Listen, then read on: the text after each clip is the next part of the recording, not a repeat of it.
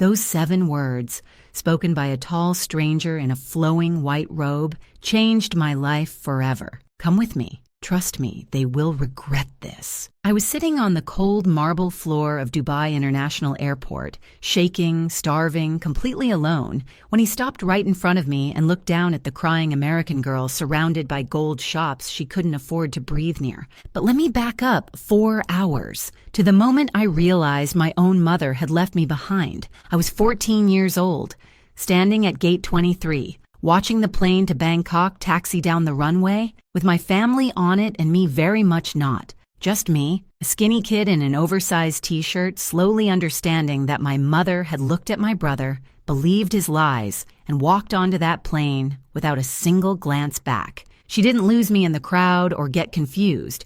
She left me on purpose. And 4 hours later, when police called her in Bangkok, when she found out what her golden boy had really been planning, when she discovered this wasn't about a vacation but about $600,000, her face went white as a corpse. To understand why this moment was actually the best thing that ever happened to me, you need to know just how invisible I'd been my whole life. My name is Molly Underwood.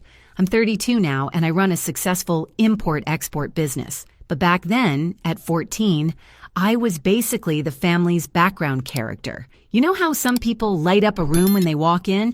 I was the opposite. I was human wallpaper, the kind of kid who could sit at the dinner table and somehow still be invisible. My mother, Patricia, worked double shifts as a hospital administrator. She'd been doing it ever since my father died when I was 6. Dad's death hit our family hard, but it hit my brother Spencer the hardest, or at least that's what my mother always believed. Spencer was 9 when we lost Dad, and from that moment on, he became the man of the house in my mother's eyes. Spencer was 3 years older than me, star quarterback, straight teeth, the kind of smile that made teachers forget he hadn't done his homework. He could do no wrong, and I mean that literally. In 17 years, I never once saw my mother blame Spencer for anything. If something broke, I did it. If money went missing, I must have taken it. If there was a conflict, I started it. I learned early that fighting back was pointless, so I became the easy one, the quiet one, the one who never complained, never demanded attention, never made waves. I thought if I was good enough, small enough, invisible enough, eventually my mother would see me.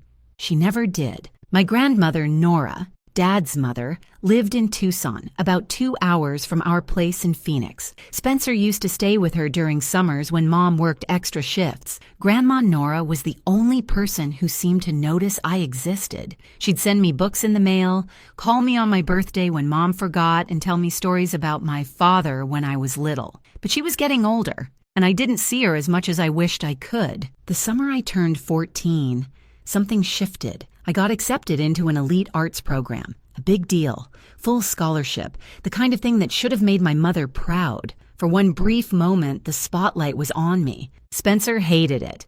He didn't say anything directly, but I could feel his resentment like a cold draft in the room. He started making little comments about how art programs were a waste of time, how I was probably going to embarrass the family, how the scholarship was probably a mistake. My mother didn't defend me.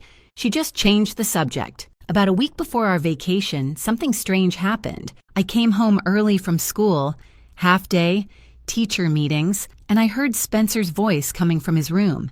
His door was cracked open and he was on the phone with someone. I wasn't trying to eavesdrop, but his words stopped me cold. "The trust fund," he said, "and she can't find out. Once I turn 18, it's handled." I accidentally stepped on a creaky board and he came rushing out, slamming his door behind him. "Were you spying on me?" His face was red, angry. "I just got home. I wasn't—" "Stay out of my business, Molly. I mean it." He pushed past me and went downstairs. I stood there for a long moment, confused. What trust fund? What was he talking about? I didn't understand it then. I wish I had. A few days later, we left for our big family vacation. Mom had won a trip to Thailand through her workplace lottery.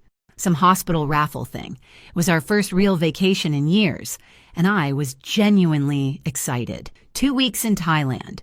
Beaches, temples, adventure. The flight route took us from Phoenix to Dubai for a 6-hour layover, then on to Bangkok. I packed light. 1 suitcase. Spencer brought 3. I remember making a joke to myself about it, how I'd learned not to take up space in this family, even in the luggage compartment.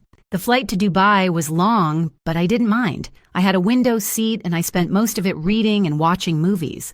Spencer and Mom sat together a few rows ahead of me. Every now and then, I'd see them laughing about something, and I'd feel that familiar pang of being left out, but I pushed it down, like I always did. When we landed in Dubai, I was exhausted, but amazed. That airport was incredible, like a palace made of glass and marble. The bathroom I used had better lighting than my entire school. There were gold shops and designer stores and restaurants that looked like they belonged in a magazine. I wandered around with my mouth half open, feeling like a peasant who'd stumbled into a royal court. My fashion choices didn't help. I was wearing my favorite oversized band t-shirt, some rock group I barely listened to anymore, and jeans that were slightly too long because I'd bought them on sale. I looked exactly like what I was, a 14-year-old kid from Arizona who had no idea what she was doing. Spencer suggested we split up to explore the terminal during our layover. He said he'd take Mom to look at the gold souk area,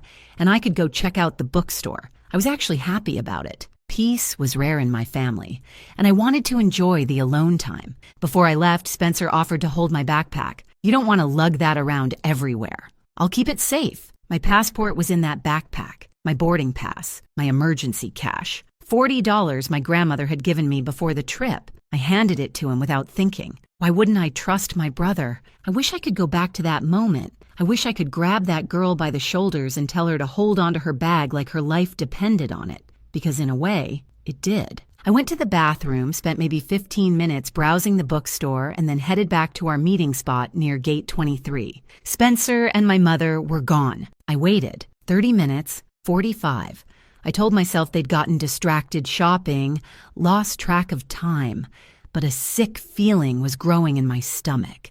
Finally, I found an information desk and asked about our flight to Bangkok. The woman behind the counter typed something into her computer, then looked at me with concern. That flight has already boarded, dear. It's taxiing to the runway now. No, my family is on that flight.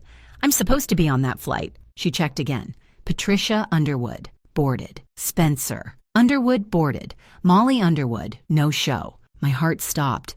My vision blurred. I think I asked her to repeat it 3 times before the words actually reached my brain. They left me. My mother and my brother got on that plane and flew to Thailand without me. And as I stood there, frozen, I had no idea that in less than 2 hours, I would discover exactly why. Before we continue, if you're enjoying this story, please subscribe and tell me in the comments where you're watching from and what time it is there. I see every single comment, and it means so much to me. Thank you for your support. Now back to the story. I stood at that information desk completely frozen. The woman behind the counter was talking, asking if I was okay, if there was someone she could call, but her voice sounded like it was coming through water. Everything felt distant, unreal. My family had left me. My own mother had gotten on an airplane and flown away without her 14-year-old daughter. A security officer approached me, asked for my passport. I don't have it, I whispered. My brother has it. Your boarding pass? He has that too. The officer exchanged a look with the woman behind the counter. I could see them calculating. Unaccompanied minor, no documents, no family, no explanation. I found out later, much later, exactly what Spencer had done. When I went to the bathroom, he went straight to the gate. He told the airline staff that I was traveling with other family members on a later flight because we'd bought individual tickets, not a family package. Some deal through my mother's work lottery. There were no red flags. The gate agent just checked his name, checked my mother's name, and let them board. But before that, he'd had a conversation with my mother. He told her I'd thrown a massive tantrum in the bathroom. He said I'd been chatting online with some boy I met on the internet and was trying to find him in Dubai. He claimed I screamed at him, said I hated the family and wanted to be left alone forever. My mother, exhausted, stressed, conditioned by years of believing whatever Spencer said, took his word for it. She didn't come looking for me. She didn't ask to speak to me herself. She just nodded, tight-lipped and furious, and followed Spencer onto that plane. She thought she was teaching me a lesson about gratitude, about not being dramatic, about knowing my place. She had no idea she was leaving her daughter stranded in a foreign country because her son was a liar. But I didn't know any of that yet. All I knew was that I was completely alone. No passport. Spencer had taken it from my backpack. No money. My $40 of emergency cash was in the same bag. No phone. My mother had confiscated it before the trip because she wanted to limit screen time during vacation. I didn't even know my mother's phone number by heart. Like most teenagers, I relied on my contacts list. I could have told you her number started with a 6, maybe, but beyond that, nothing. An airline employee offered to try calling her for me. They pulled up her number from the booking records and dialed. It went straight to voicemail. She'd put her phone on airplane mode like a responsible passenger. The irony was not lost on me. Security kept asking questions. Where was I from? Where were my parents? Did I have any relatives in the UAE? Did I know anyone I could contact? I had no answers, just tears and panic and the growing realization that I was completely, utterly alone in one of the world's largest airports, halfway around the world from home. They brought me to a small security office while they figured out what to do with me. A kind woman gave me water and tissues, but I could see the concern on her face. I was a problem, an international incident waiting to happen. I sat in that office for what felt like hours, though it was probably only 45 minutes. My mind kept racing, circling back to the same questions. Why would Spencer do this? Why wouldn't Mom check on me herself? Why didn't anyone come looking for me? And then, unbidden, his voice echoed in my head. The trust fund, she can't find out. Once I turned 18, Spencer was turning 18 in 3 months. I didn't know anything about a trust fund. My mother never talked about my father's finances, just that we were comfortable and that she worked hard to keep us that way. But Spencer knew something. He'd been hiding something. And now he'd left me stranded in Dubai, 3 weeks before our father's estate would be accessible to him. This wasn't a prank. This wasn't sibling rivalry gone wrong. This was something bigger, and I was starting to realize exactly how much danger I was in. Eventually, security didn't have more questions for me, so they released me back into the terminal with vague instructions to wait near the main concourse while they contacted the embassy. I wandered, dazed, until I found a corner near a cafe and slid down to sit on the cold marble floor. The tears came then, hot and fast. I tried to muffle them with my hands, tried not to make a scene, but I couldn't stop. I watched families walk by, kids holding their parents' hands, laughing, safe. A little girl about 5 years old dropped her stuffed bear, and her father immediately scooped it up and handed it back to her, kissing the top of her head. Such a small gesture. Such a normal gesture. I couldn't remember the last time my mother had touched me with that kind of tenderness. Maybe Spencer was right. Maybe I was unlovable. Maybe I was just a burden, a mistake, someone the family would be better off without. My stomach growled loudly, cutting through my self-pity. I hadn't eaten in at least 8 hours.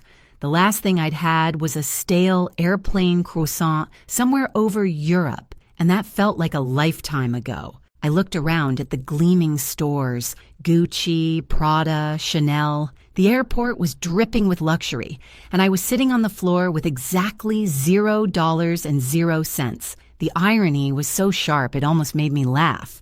Almost. I thought about what I would do if this were a movie. In a movie, the scrappy heroine would find a clever way out.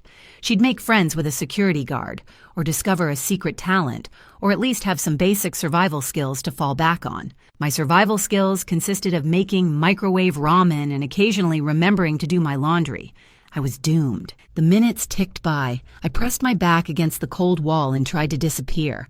I'd spent my whole life trying to be invisible in my own family. Now I wished I could be visible, just once, to someone who actually cared. And then, just when I thought I'd hit absolute rock bottom, a shadow fell over me. I looked up. A tall man stood there, maybe mid-50s, dressed in an elegant, traditional white thobe. He had a neatly trimmed gray beard and kind, dark eyes. He looked like someone important. Someone who probably owned several of those fancy stores I couldn't afford to look at. But he wasn't looking at me with judgment or pity. He was looking at me with genuine concern. "Young lady," he said. his English accented but clear. "You look like someone who needs help, and I believe I know exactly how to give it." Every instinct in my body screamed danger. Stranger, foreign country, alone. This was exactly the situation my mother had warned me about my entire life. Don't talk to strangers. Don't trust anyone you don't know. The world is full of people who want to hurt you. But the thing is, my mother had just left me in an airport, so her advice didn't feel particularly reliable at the moment. The man didn't approach too close. He sat down on a bench nearby, leaving a respectful distance between us. Not too far, not too close, like he understood that I was scared and wanted to give me space. "My name is Khalid al-Rashid," he said calmly. "I work here at the airport. I am the director of guest relations." He paused, letting that sink in. "I noticed you from across the terminal. You reminded me of someone." I wiped my eyes with the back of my hand. "Who?" "My daughter." His voice was soft. "She passed away 5 years ago. She was 15. She had the same expression you have right now, like she was trying very hard to be invisible and hoping no one would notice her pain." I didn't know what to say to that. The honesty of it caught me off guard. This wasn't what predators said. This was something else. "I'm sorry," I whispered. He inclined his head. "Thank you." Her name was Fatima.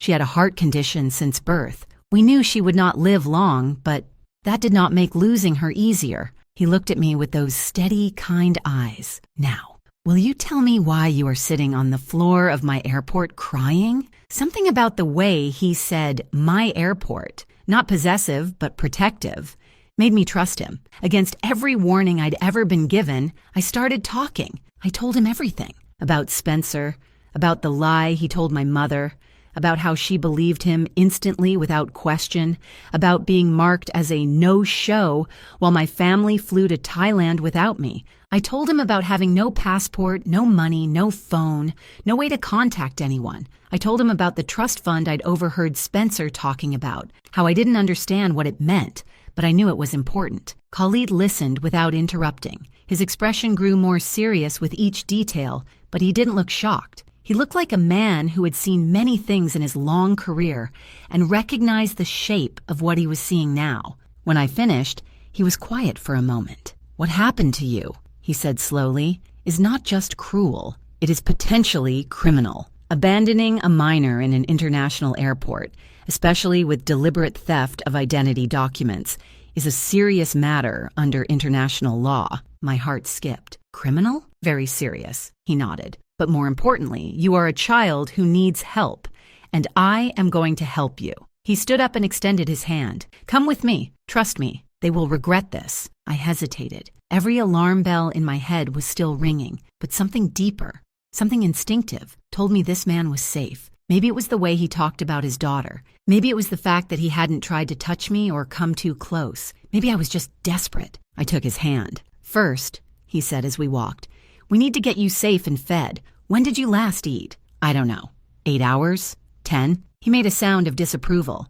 "That will not do. Come." Khalid walked me through corridors I didn't even know existed, staff-only areas, administrative offices, behind-the-scenes passages that connected the gleaming public terminal to a world of quiet efficiency. He explained who he was to security guards along the way, and they nodded respectfully, stepping aside. I realized that Khalid didn't personally have the authority to launch some big international investigation, but he knew exactly who to contact and how to make things happen fast. He was connected, respected, and he was on my side. We ended up in an administrative office with soft lighting and comfortable chairs. A woman named Aisha, kind-faced, maybe in her 40s, sat with me while Khalid made phone calls in the next room. "You're safe now, Habibt," Aisha said, handing me a plate of food from the staff cafeteria. Chicken, rice, vegetables, warm bread. "Whatever happened, you are safe here." I ate like I'd never seen food before. That chicken sandwich, well, it was more like a full meal than a sandwich, was the best thing I'd ever tasted. Hunger really is the best seasoning. While I ate, I could hear Khalid on the phone. His voice was calm but carried an authority that made the walls seem thinner. "This is Director Al-Rashid. I need the security footage from gates 20 through 25. Timestamp 1430 to 1600. "Yes, immediately." We have a minor who was deliberately abandoned. Her documents were stolen by a family member. I stopped chewing. Deliberately abandoned. Hearing someone else say it made it real in a way it hadn't been before. My brother hadn't just left me behind, he'd planned it. An hour later, I saw the proof. Khalid's colleagues had pulled the security footage. They found the exact moment. Spencer unzipping my backpack while I walked toward the bathroom, reaching inside, removing my passport and boarding pass with a small, deliberate smile. He tucked them into his own bag, zipped it up, and walked away like nothing had happened. Then they showed me footage from the gate. Spencer whispering to my mother, her face twisting with anger. She nodded, lips pressed tight, and turned towards the jet bridge. She didn't look back. Not once. Spencer followed her, and just before he disappeared through the door, he glanced back toward the terminal. He was smiling. The footage felt like a punch to the chest. I'd known intellectually that they'd left me, but seeing it, seeing Spencer's smile, seeing my mother's complete lack of hesitation, broke something inside me. "This is very clear evidence," Khalid said, sitting down across from me. "There is no ambiguity. Your brother stole your travel documents and deliberately separated you from your family. Your mother did not verify his story. This is abandonment." I nodded, numb. "Now," he continued, "I must ask you something. You mentioned a trust fund. Your brother was concerned about money. Do you know anything about your father's estate?" I shook my head. My mom never talked about it.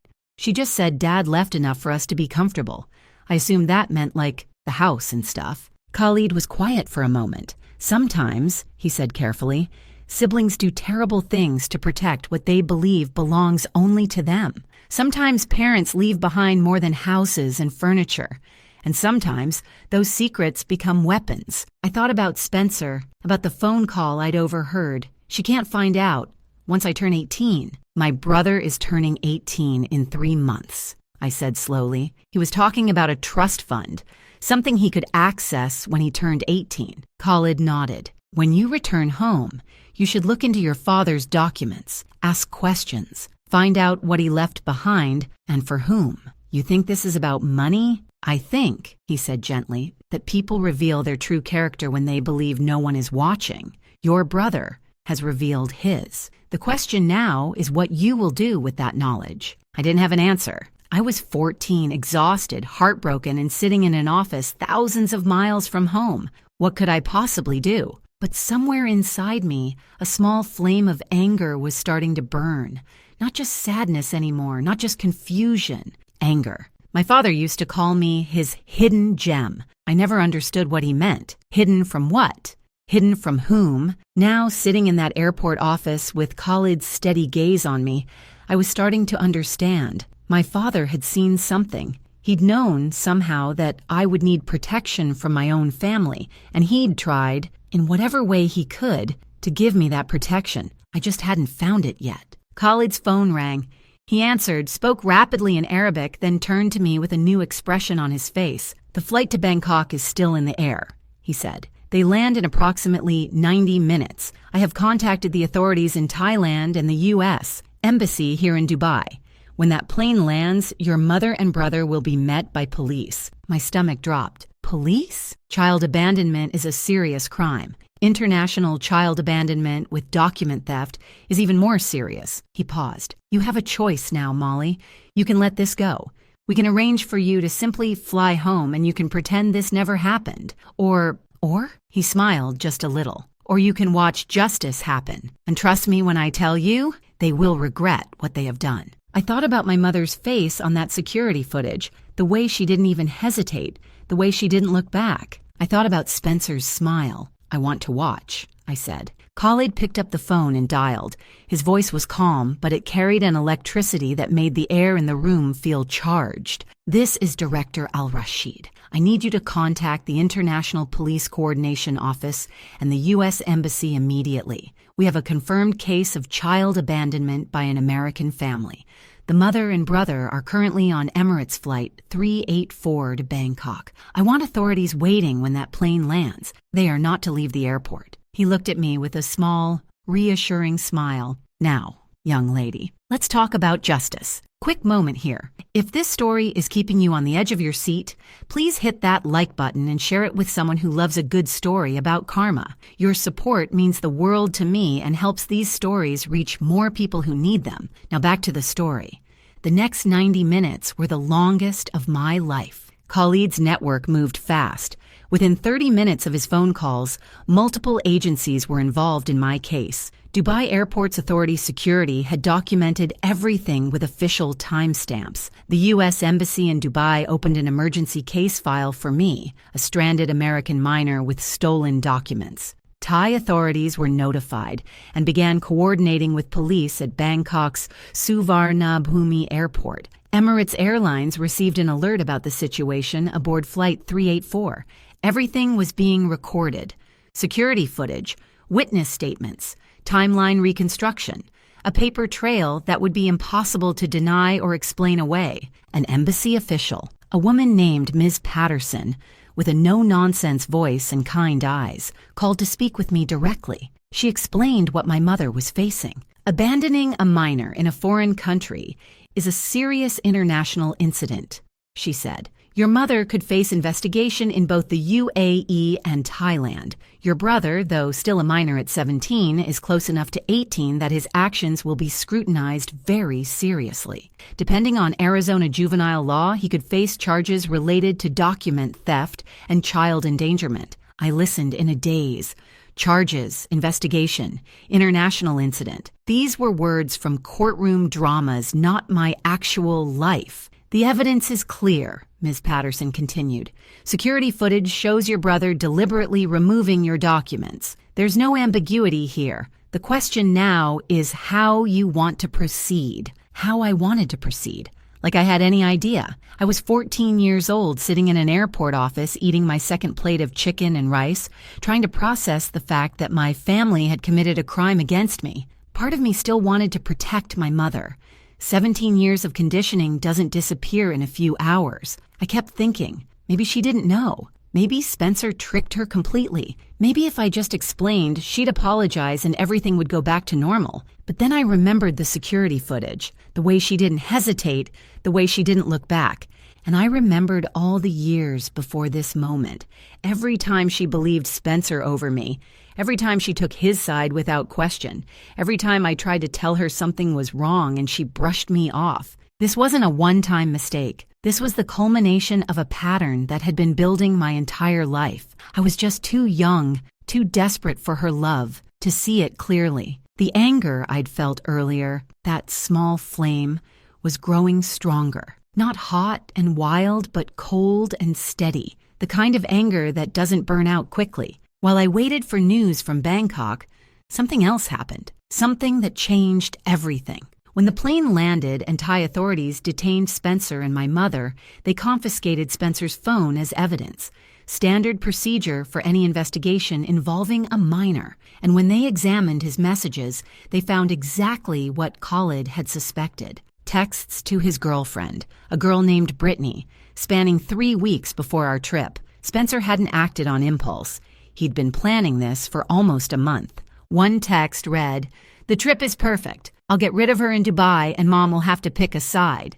She always picks me." Another, "Once Molly's out of the picture, I can convince Mom about the money. She trusts me completely." And the most damning one, sent just 2 days before we left Phoenix. "Once I turn 18, that trust fund is mine. Molly doesn't even know it exists. And if she runs away in Dubai, she won't have any standing to claim her share." Problem solved. When Khalid read those messages to me, I felt like I'd been punched in the stomach. Spencer wasn't just cruel. He was calculated. He'd seen me as an obstacle to money I didn't even know existed, and he'd decided to remove me from the equation. Permanently, if he could manage it. What would have happened to me if Khalid hadn't found me? If I'd stayed lost in that airport, a forgotten American teenager with no documents and no way home? I didn't want to think about it. Ms. Patterson helped me understand what Spencer had been protecting. My father, before he died 8 years ago, had set up a trust fund for both of his children. The total value was $400,000, split equally between Spencer and me. Spencer's half, $200,000, would become accessible when he turned 18. That was 3 months away. My half, $200,000, was structured differently. Dad had tied it to educational expenses until I turned 25. I couldn't touch the principal, but it would pay for college, graduate school, any training programs I wanted. It was protected, locked away where no one could get to it.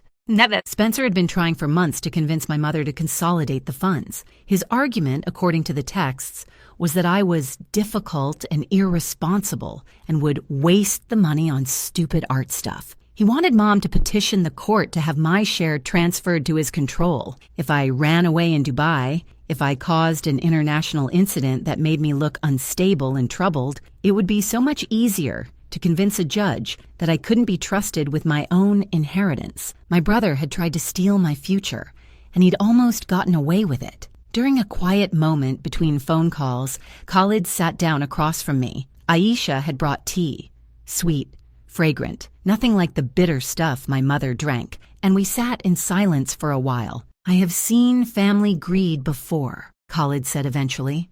"In my work, in my country, in every country, money reveals a person's true character. It does not change them. It simply shows who they always were." I nodded, staring into my tea. "But I have also seen something else," he continued. "Your father loved you very much." I looked up. "How do you know that?" "Because he structured your inheritance with protection. He made sure no one could take it from you. Not your mother, not your brother, not anyone." Khalid's eyes were gentle. He saw something coming. He could not name it, perhaps, but he felt it, and he tried to protect his daughter from beyond the grave. My throat tightened. I thought about my father, really thought about him, for the first time in years without crying from grief. He used to call me his hidden gem. I'd always thought it was just a cute nickname, something fathers say to their daughters, but now I understood. Hidden from Spencer. Hidden from my mother's favoritism,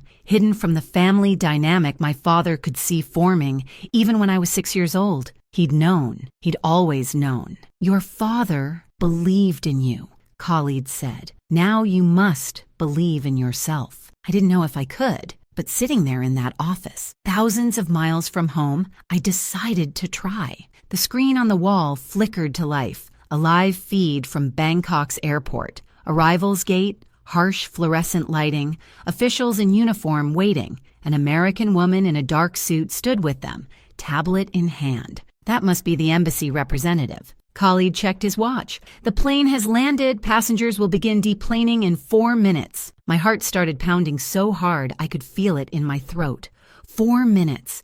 In 4 minutes, my mother would learn that her golden son was made of something far less precious than gold. I leaned forward and watched the screen, waiting for 2 familiar faces to emerge. The first passengers came through the gate looking tired and rumpled from the long flight. Business travelers checking their phones, families corralling children, an elderly couple walking slowly arm in arm, and then I saw them. My mother emerged first, adjusting her carry-on bag, looking around the terminal with the slightly dazed expression of someone who'd just crossed multiple time zones. Her hair was neat, her clothes unwrinkled. She looked like a woman on vacation, ready to enjoy herself. Spencer followed right behind her, laughing at something on his phone. Actually laughing. Not a care in the world. Not a single thought about the sister he'd abandoned 12 hours ago in a foreign airport. They looked so normal, so relaxed, like they hadn't done anything wrong at all. 2 Thai police officers and the U.S. Embassy representative approached them calmly. I watched my mother's face shift. First confusion, then concern, then the beginning of real fear. The embassy woman spoke first. I couldn't hear the words on the video feed, but I could see the effect they had. She was explaining the situation, telling Patricia Underwood that her daughter had been found abandoned at Dubai International Airport, that authorities had been contacted, that this was now an official international incident. My mother's first instinct was defense. I could see her mouth moving rapidly. Even without sound, I knew what she was saying. There must be a mistake. She wanted to stay. She was having a tantrum. She said she wanted to be left alone. Spencer stood beside her, nodding along, playing the supportive, concerned older brother. "She's always been dramatic. She probably did this for attention. You know how she is." The Thai officer produced a tablet and pressed play. I watched my mother watch the security footage. I watched her see her son unzipping my backpack while I walked away, trusting him. I watched her see him remove my passport with that small, deliberate smile. I watched her see him tuck it into his own bag like it was nothing.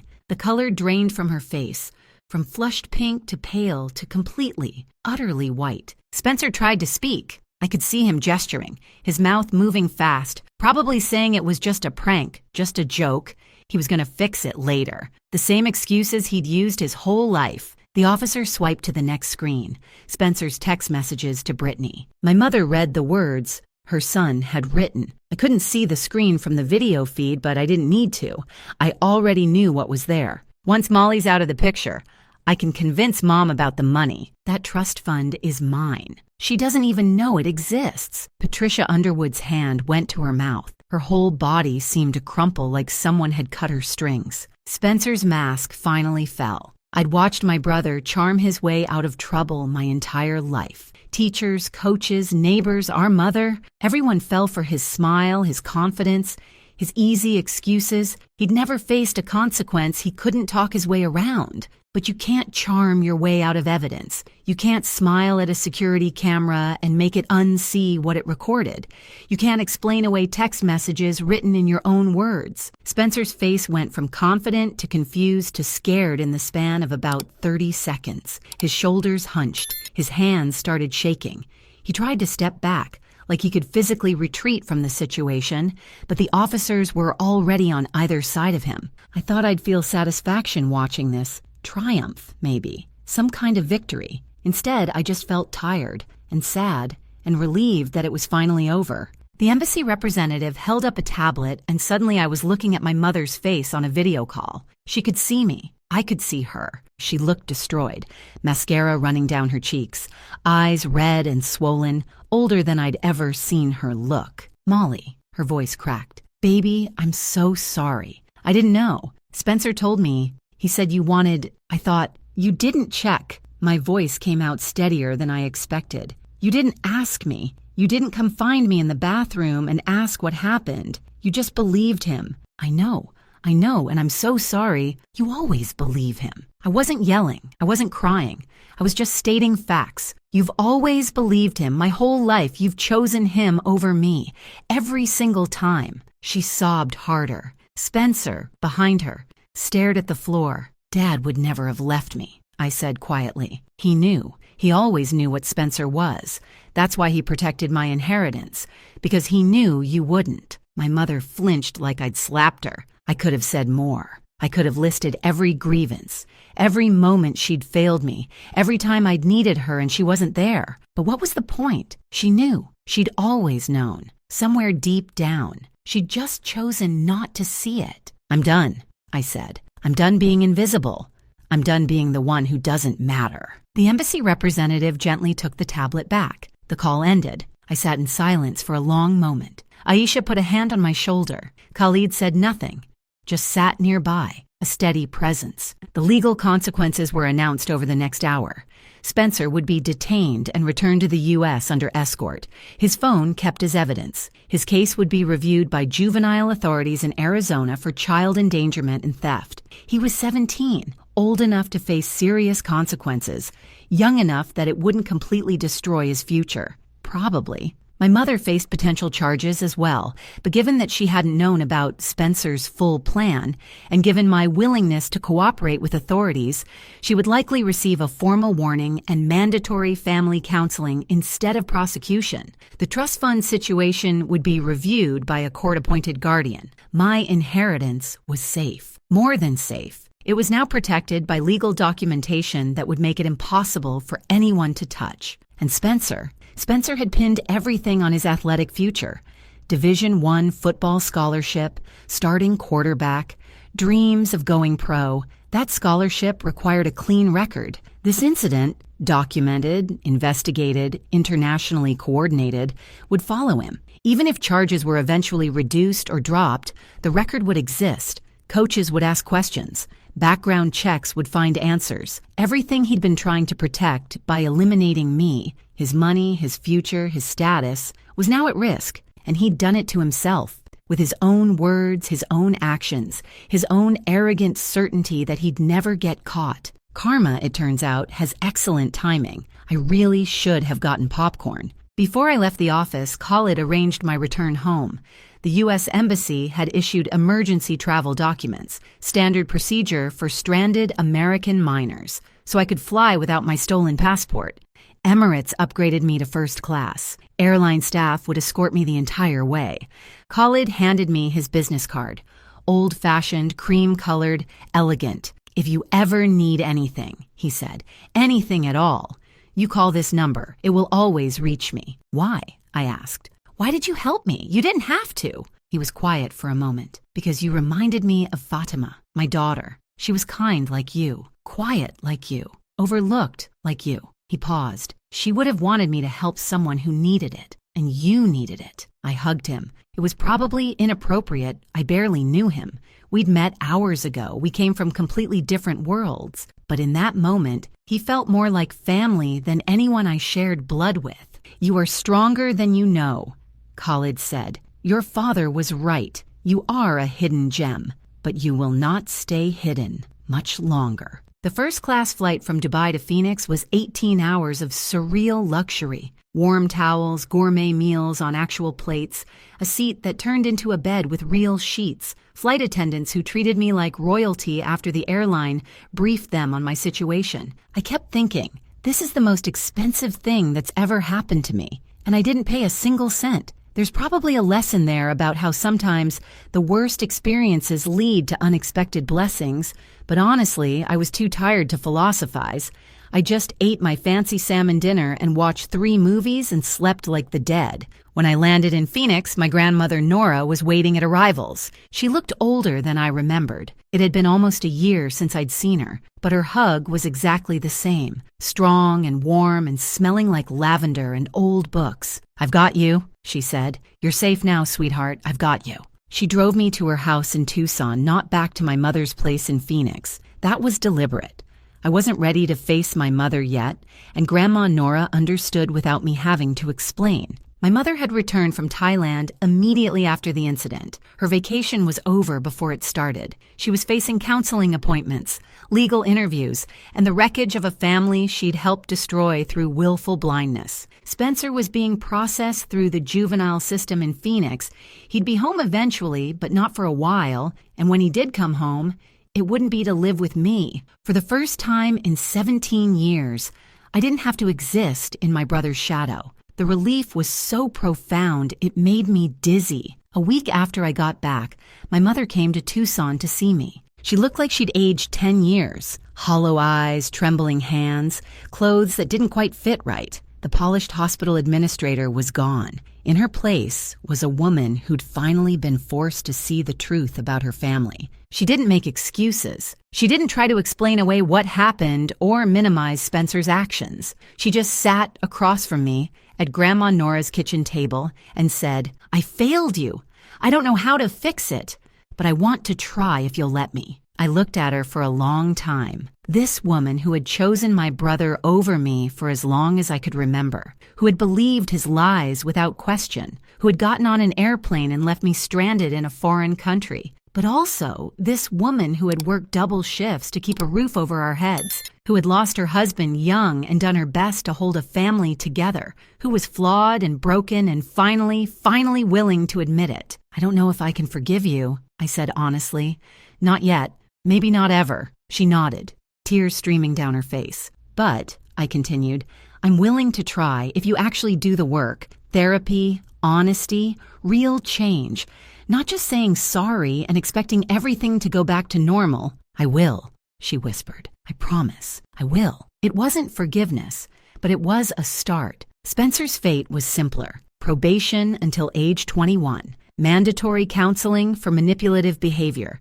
Community service hours that would take years to complete, and a permanent notation on his record that disqualified him from his Division I scholarship. He ended up living with Grandma Nora, too, eventually, separate from me, in the guest room on the other side of the house. Our mother couldn't look at him the same way anymore, and he needed somewhere to go. Last I heard, years later, he was working as a mechanic's assistant at an auto shop in Tucson. Honest work, humble work, a far cry from his quarterback dreams, but maybe exactly what he needed. I don't feel satisfaction about his downfall.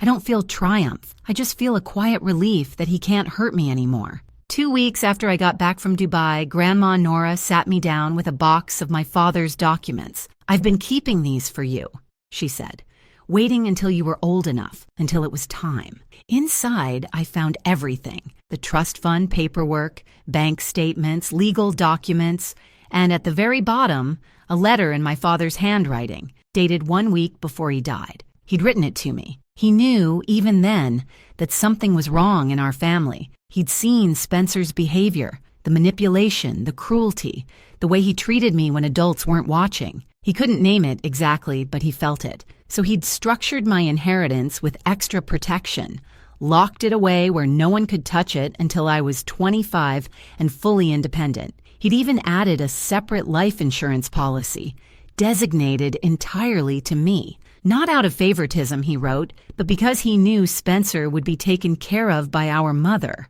I was the one who needed protecting. The letter ended with words I'll never forget. "Molly, my hidden gem, you will face storms in this family, but you are built to weather them. Be patient, be strong, and know that your father loved you more than words can say. I believe in you. Love always, Dad." The total inheritance, when I finally accessed it at 25, was $600,000, $200 from the original trust fund, $400 from the life insurance, enough to change my life completely. I used it wisely, started my import-export business, specializing in artisan goods from the Middle East, because sometimes the universe has a sense of humor, built it into something real and successful and entirely my own. I stayed in contact with Khalid.